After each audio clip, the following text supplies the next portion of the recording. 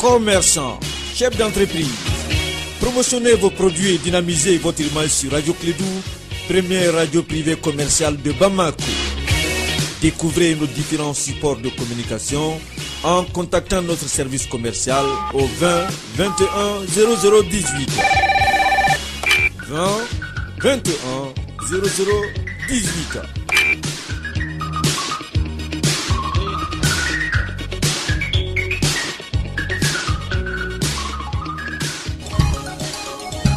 Le sport, les infos, la musique, l'actualité, le tout amusé et servi à chaud pour vous sur Radio Clédou.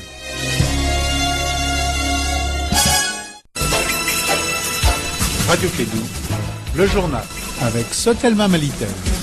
Mesdames et messieurs, fidèles auditeurs, Radio Clédou et l'ensemble des réseaux, et bonjour à vous tous et bienvenue pour ceux qui viennent d'arriver. Il est exactement 7h en temps universel. Vous avez le droit d'être informé sur le journal de Clédou, première édition de la matinale. Aujourd'hui, nous sommes mardi, 26 février de l'an 2019. Nous sommes deux dans ce studio. Il vient de Ségou. Il s'appelle Bakary Ségou Sissé. Il va présenter le journal de 7h de ce matin. Bakary, bonjour. Est-il bien réveillé? Oui, merci Abdoulaye. Dieu merci. Bonjour à toi, bonjour à toutes et à tous. Et bienvenue dans cette édition, la première de Clédou Info. Dans l'étude de ce journal, nous allons revenir sur les opérations de week-end de l'armée française conjointement avec l'armée malienne. Au cours d'une opération conjointe, les armées maliennes et françaises ce week-end dans les centres de notre pays. Une vingtaine de djihadistes ont été tués. On en parlera dans un instant.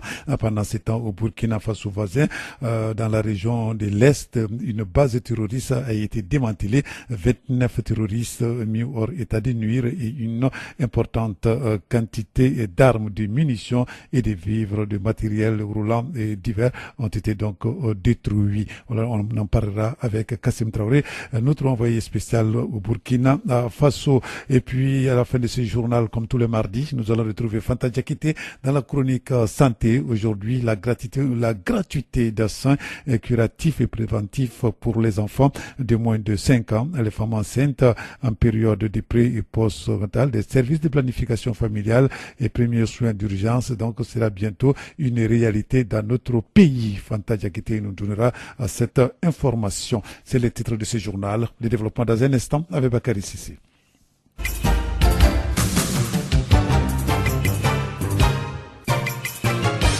Je le disais tantôt, au cours d'une opération conjointe des armées maliennes et françaises ce week-end dans les centres du Mali, une vingtaine de djihadistes ont été tout simplement tués. L'opération militaire franco-malienne anti-djihadiste s'est déroulée dans la commune de Diaouloubé. C'était le week-end dernier. Pendant longtemps, cette zone située au centre de notre pays était aux mains des islamistes armés. Ils y faisaient régner en tout cas leur loi et une bonne partie de l'administration avait décampé. Il y a quelques mois, l'armée malienne avait déserté, desserré l'étau, mais d'importantes poches d'insécurité existent toujours. C'est d'abord l'armée française qui est rentrée en scène. Des avions Mirage 2000 basés à Niamey au Niger, un pays voisin du Mali, ont décollé selon l'état-major des armées françaises. Ils ont visé des positions djihadistes. Ensuite, très rapidement, l'armée malienne est arrivée sur le lieu selon une source militaire locale. Au moyen un hélicoptère malien a bombardé des positions alors que des soldats au sol ont détruit des petites bases des djihadistes. Bilan de l'opération, une vingtaine d'ennemis neutralisés, c'est-à-dire tués ou arrêtés, des armes saisies ainsi que des documents, ajoute donc la source militaire. Nous allons rester toujours dans le GSS Sahel pour parler toujours du terrorisme au Burkina Faso voisin dans la région de l'Est. Une base terroriste a été démantelée, 29 terroristes mis hors état de nuire et une importante quantité d'armes, de munitions, de vivres et de matériel roulant et divers détruits, saisis par les forces d'ordre armées et de sécurité du Burkina Faso. Nous allons retrouver sur place au Burkina Faso Kassim Traoré.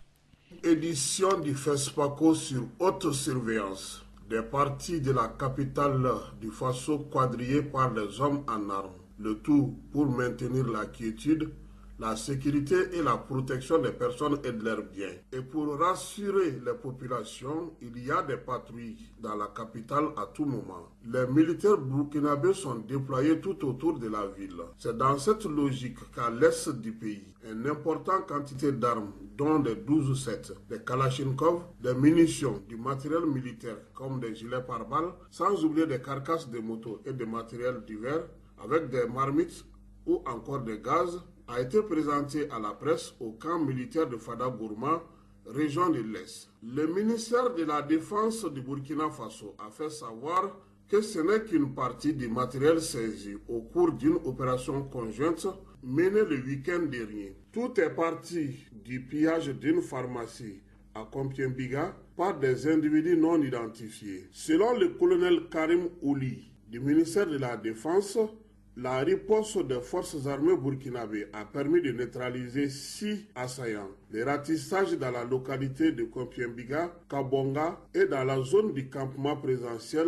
a été mené conjointement par des forces spéciales et les forces aériennes et terrestres. C'est ce qui a permis de localiser une base terroriste dans la forêt de Kabonga. Des frappes aériennes ont été faites avant que les forces spéciales et terrestres n'entrent en action, explique le directeur de la communication et des relations publiques des armées du Faso, le colonel Karim Ouli, en ajoutant que 23 autres terroristes ont été mis hors état de nuire et que le campement présidentiel a été sécurisé. L'enquête et les opérations, selon le colonel, suivent leur cours. Le colonel précise néanmoins que l'opération est menée exclusivement par les forces burkinabées. Ouagadougou, Kassim Traoré, VOA Afrique. Ouagadougou, Kassim Traoré pour Radio Clédou.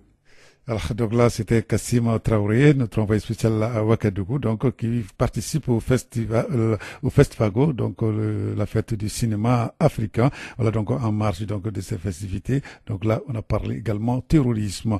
Alors, nous allons donc rester sur le plan international au Sénégal. La commission de compilation des votes a indiqué que les résultats provisoires seront annoncés au plus tôt jeudi, en attendant la mission d'observation du scrutin de la CEDEAO, dirigé par l'ex-président du Bénin, Boni Yayi, a estimé hier lundi 25 février que le scrutin donc avait été transparent.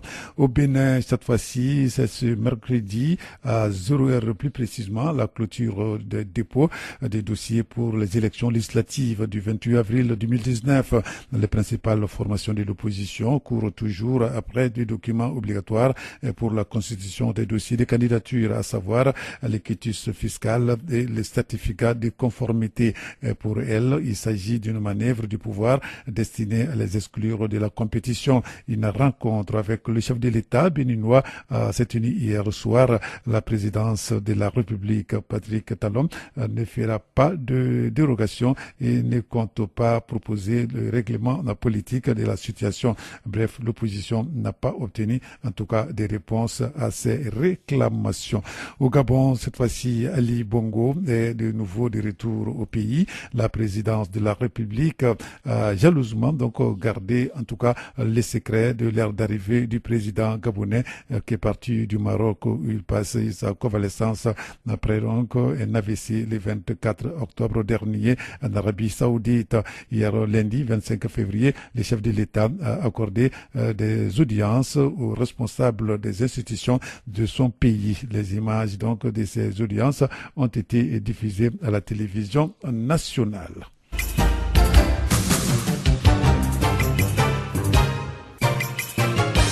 Retour ici au Mali, la campagne de pèlerinage 2019 de la filière privée a été officiellement lancée. C'était le week-end dernier à la maison des aînés de Bamako par le représentant du ministre de l'Artisanat et du Tourisme. Le coût du pèlerinage de la filière privée reste donc le même que l'année dernière, soit 2 850 000 francs à CFA. Fatima Kouyaté, coordinatrice de la commission de l'organisation, nous parle de la particularité de cette année. Les propos sont recueillis par Mariam Kouyaté. La particularité réside dans le fait que nous souhaitons faire en sorte qu'il y ait une diligence dans l'organisation du Hajj. Et nous voulons anticiper pour faire en sorte que les contraintes qui pourraient émaner de cette organisation soient prises en charge de façon rapide et que nous puissions sereinement faire cette organisation dans l'intérêt des agences de voyage organisatrices de Hajj. En réalité, notre culture stipule qu'il faut attendre la dernière minute pour pouvoir faire face à la prise en charge du pèlerinage. Or, dans d'autres pays qui sont même riverains du Mali, nous voyons que les préparatifs se font généralement une année avant le Hajj. Nous voudrions que la population malienne comprenne que, comme on le dit en Bambara, nous devons nous lever tout de suite ensemble et faire en sorte que le pèlerinage 2019 soit un pèlerinage réussi. Alors, Fadima Kouyaté, coordinatrice de la commission de l'organisation. Il s'agit donc de pèlerins de la filière privée, donc du Hajj 2019, pour recueillir par Mariam Kouyaté. Le Mali et le Maroc renforcent leur coopération dans le domaine de la migration. Une convention a été signée par les deux parties hier lundi dans les locaux du ministère des Maliens de l'extérieur et de l'intégration africaine. Il s'agit de partager les acquis, les expériences des deux communautés afin de permettre donc aux deux pays de bénéficier les avantages de la migration et de protéger les migrants. Les détails avec Yaya Sangaré, le ministre des Maliens de l'extérieur et de l'intégration africaine, propos recueillis par André Traoré. Le mémorandum vise à mettre en place un cadre de coopération entre la République du Mali et le Royaume du Maroc. C'est un cadre qui permet d'une part le partage des acquis et des expériences dans le domaine de la gestion des affaires de nos deux communautés, surtout celles résidant à l'étranger, et d'autre part leur mobilisation pour le développement de nos deux pays, ainsi que l'accompagnement qui vise une amélioration, une meilleure intégration éducative, culturelle et sociale de nos deux communautés. Le mémorandum couvre deux volets essentiels, à savoir l'échange d'expériences en matière de politique migratoire et l'accompagnement visant une meilleure intégration éducative, culturelle et sociale de nos deux communautés. Il contribuera, j'en suis sûr, à la mise en œuvre du pacte de Marrakech et aux politiques migratoires en cours dans nos deux pays. Je voudrais, avant de terminer, vous rassurer de notre détermination à poursuivre notre engagement pour la mise en œuvre effective du plan d'action qui sera élaboré dans le cadre de ce mémorandum d'attente. Conscient de la responsabilité partagée de nos deux pays et de nos deux gouvernements dans la gestion de la migration, je réaffirme ici la volonté du Mali à jouer sa partition dans la gouvernance du phénomène migratoire tout en respectant les engagements internationaux et les législations nationales des pays d'accueil de nos compatriotes. Bien, alors, le ministre malien de l'extérieur de l'intégration africaine, Yaya Sangaré, propos recueillis par André Traoré. Nous allons rester toujours avec André, cette fois-ci, pour parler de la valorisation des meilleures entreprises dans le domaine des nouvelles technologies de l'information et de la communication. C'est l'objectif de la 3e édition des TIC Awards, cérémonie de récompense des acteurs clés des secteurs TIC organisée par Ami Marketing, spécialiste du marketing des technologies de l'information et de la communication. Cette 3e édition qui est placée donc sous le parrainage, voilà, je veux dire, du ministère de l'économie numérique et de la communication aura lieu le samedi prochain 2 mars 2019 ici à Bamako. Les détails ici avec Djibril Doukouré, l'un des organisateurs donc de cet événement. Comment amener et le pouvoir public, les investisseurs privés et publics, comment amener, déchaîner toutes ces énergies pour pouvoir appuyer le secteur du numérique au Mali. Parce que le Mali est quand même performant dans le secteur du numérique, malgré nos faiblesses de moyens, mais il faut le faire savoir. Si on ne le fait pas savoir, on n'attirera pas d'investisseurs. Si on ne le fait pas savoir, on ne pourra pas être parmi, comme on appelle les grandes nations du secteur. Comme je me dis, les gens sont étonnés de savoir qu'aujourd'hui, des Maliens développent des solutions ou des outils comme des drones, mais ça existe au Mali, mais il faut le savoir. Il faut des gens pour le dire.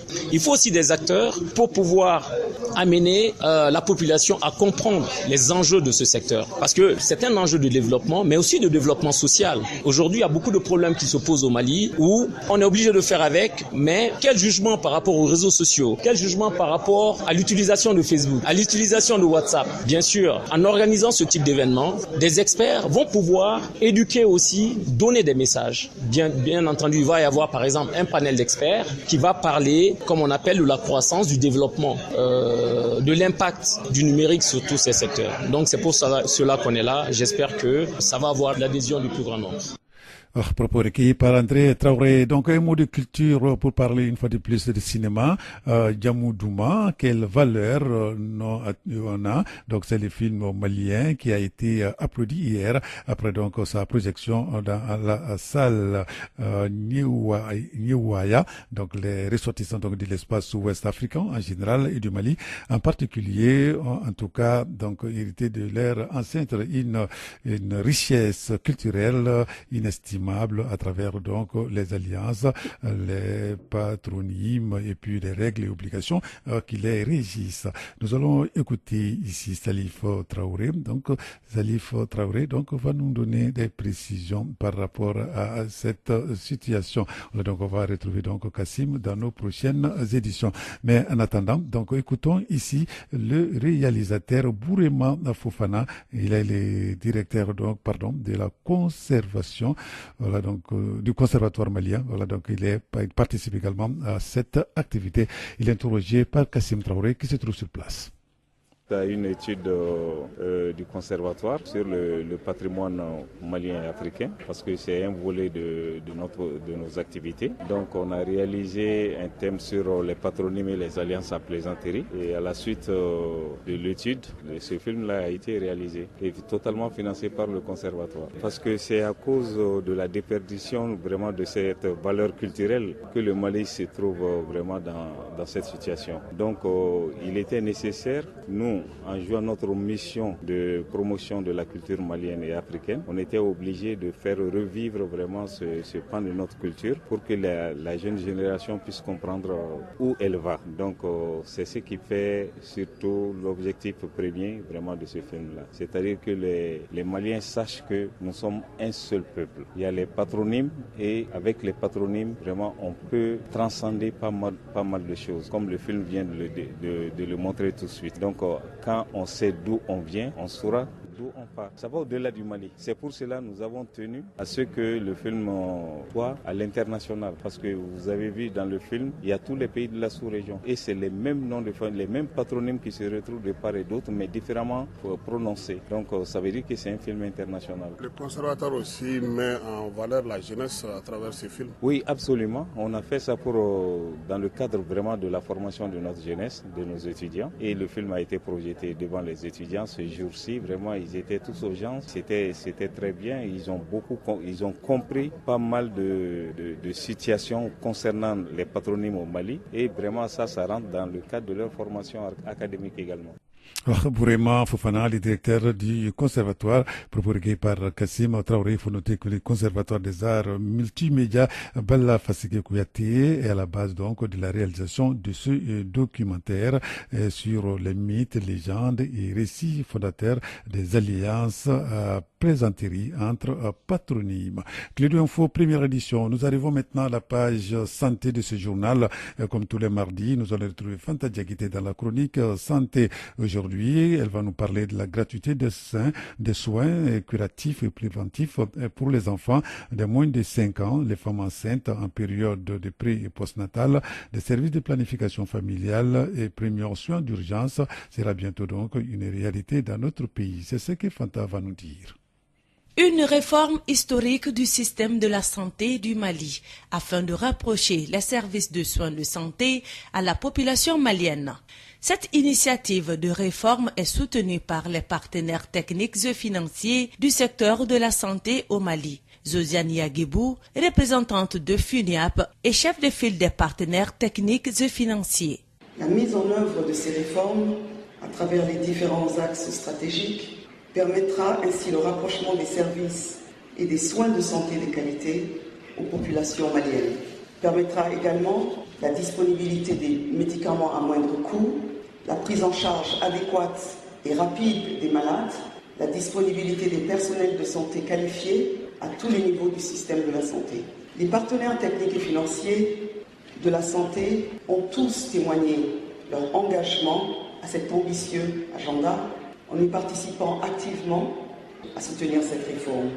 Ainsi, elle touchera à tous les niveaux du système de la santé de façon progressive pour lui donner un nouveau souffle. Pour ce faire, les deux ministères travaillent en synergie pour la réussite de cette réforme. Safia Boli, ministre de la Réforme de l'administration et de la transparence de la vie publique. L'utilisation judicieuse des ressources humaines et du potentiel institutionnel doit être considérée comme une condition sine qua non de la réforme de l'administration de façon globale et celle du secteur de la santé. À ce titre, le programme de développement institutionnel, le PDI de deuxième génération, nous offre l'opportunité de soutenir la réforme du secteur de la santé à travers les réformes sectorielles intégrées. Cette réforme vient à point nommé car le Mali est le deuxième pays dans le monde où le taux de mortalité maternelle et néonatale est très élevé. C'est compte tenu de tous ces facteurs que le ministre de la Santé et de l'Hygiène publique, professeur Samba Ousmane Sow, propose. Le département de la Santé et de l'Hygiène publique propose la gratuité des soins curatifs et préventifs pour les enfants de moins de 5 ans. Le département propose la gratuité des mêmes soins pour les femmes enceintes en période pré- et postnatale, y compris les accouchements. Le département propose la même chose pour les services de planification familiale. Et enfin, le département propose la même chose pour les soins, les tout premiers soins d'urgence. Il est également proposé la prise en charge dans le dispositif de santé des agents de santé communautaire ASC, offrant des services essentiels sans frais aux communautés.